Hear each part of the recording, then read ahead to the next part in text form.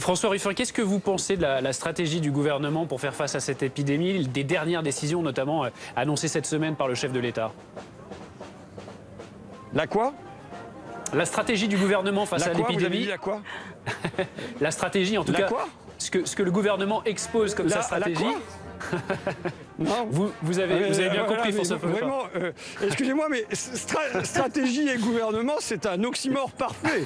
Depuis un an, c'est pas de la stratégie, c'est du zigzag, c'est on avance, on recule, on confine, on déconfine, on redéconfine, on couvre-feuillise à 20h, on couvre-feuillise à 18h, on reconfine. Enfin, c'est du grand n'importe quoi qui dure et sans aucune stratégie. C'est justement ce qu'on demandait, c'est qu'il y ait des étapes qui soient construites, notamment ne serait-ce que pour le vaccin.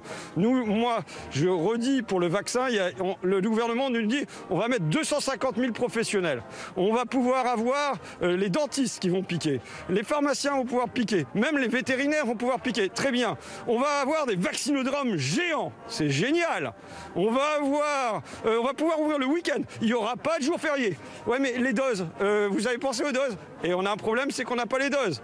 Et le gouvernement ne se décide même pas à lever les brevets, demander la levée des brevets à l'Organisation mondiale du commerce. Donc là, en fait, on patine, on attend depuis des mois, simplement parce qu'on se refuse à mettre en place une industrie de guerre. Vous savez, le gouvernement nous avait dit qu'il fallait qu'on était en guerre, mais il y a un truc, les gens ils le sentent bien, quand il y a un couvre-feu à 18h, ça n'a pas existé pendant l'occupation.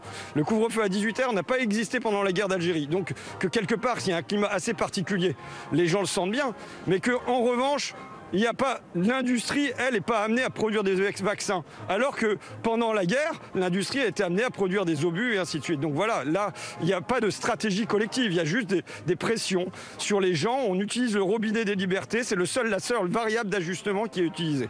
Et là, le dernier truc qu'il faudrait souligner, c'est quand même que... Oui, je disais pas de stratégie selon vous. Allez-y, on vous écoute. Ben non, aucune. C'est tellement patent, ça. Mais surtout, je veux dire, à un moment, on est joueur, mais on en a marre de jouer à Manu a dit.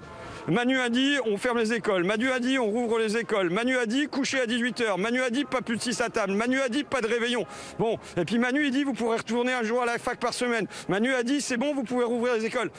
Il y a peut-être d'autres manières, dans un grand pays comme le nôtre, de gérer une crise sanitaire que par tous les pouvoirs rassemblés entre les mains d'un seul homme. Et voilà, la série de choses qu'on vient poser sur la table aujourd'hui en manifestant à Dieppe, c'est des lits pour les hôpitaux, c'est la culture doit pouvoir exister. D'autant plus qu'il était prouvé par le conseil scientifique que c'est un risque très peu élevé. Et bon, là, ils demandent 4 semaines de rab. Sans doute qu'on va les leur accorder, grosso modo, les 4 semaines de rab. Mais au mois de mai, pour moi, il s'agit que ce qui se passe à Dieppe se passe partout en France. Qu'on reprenne la rue, qu'on reprenne en respectant des règles, en y allant masqué pour pas postillonner sur tout le monde et pas se transmettre le Covid et pas surcharger les hôpitaux, bien sûr. Mais il s'agit qu'on reprenne de la joie, qu'il y ait un droit à la joie dans ce pays et qu'il n'y ait pas un devoir de dépression.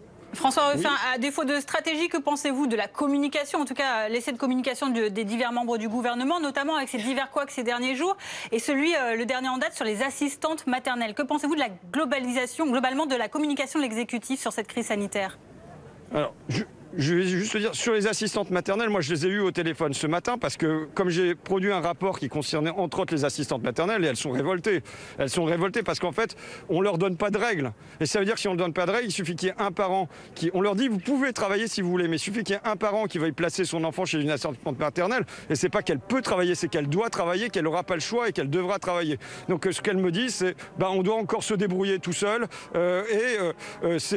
voilà, on est laissé à nous-mêmes. Mais on y est habitué, ça a été comme ça au premier confinement et c'est pareil aujourd'hui. Donc il y a des rapports qui sont parus par ailleurs, à la fois de la Fondation des femmes et même un rapport qui a été remis au ministère du Travail et qui dit que les personnes qui ont été en première ligne et que ce sont très massivement des femmes, auxiliaires de vie sociale, aides-soignantes, infirmières, assistantes maternelles et tout ça, ont été félicitées puis oubliées. Et aujourd'hui, on est dans l'oubli. En quoi on a amélioré le statut des assistantes maternelles? Rien. En quoi on a amélioré le statut des accompagnantes d'enfants en situation situation de handicap? Rien. En quoi on a amélioré le statut des auxiliaires de vie sociale? Rien. Donc de la même manière qu'il y a 0 lit et 0 interne en plus dans les hôpitaux, il n'y a pas eu un bouleversement, alors qu'il faut se rappeler, il y a un an, les paroles très fortes du chef de l'État qui nous disait « Notre pays repose tout entier sur ces femmes et ces hommes que nos économies reconnaissent et rémunèrent assez mal, et il faudra s'en rappeler. » Mais il semble avoir oublié. Merci beaucoup François Ruffin d'avoir été avec nous en direct cet après-midi sur BFM TV.